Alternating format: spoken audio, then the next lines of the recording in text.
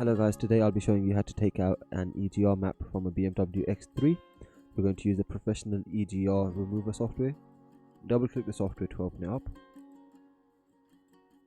Go under BMW and EDC16 CP35. Go to the original file location and select the original file. This option says that there's no maps found.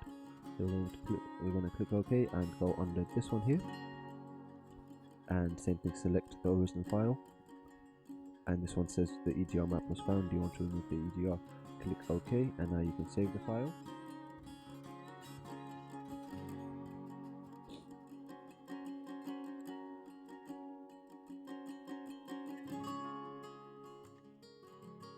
In a previous video I showed you how to take out the DPF map, so if you want you can go on the same option again and select the DPF removed file already. Open that and that finds the EGR result. Click OK, and now you can save this as the BMW X3 DPF and EGR removed.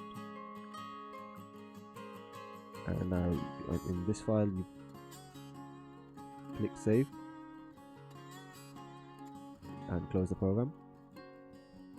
And now if you go onto the folder, you'll see here that you've got the DPF file, you've got the EGR file, and you've got the DPF and EGR file. This file will have both of the functions removed.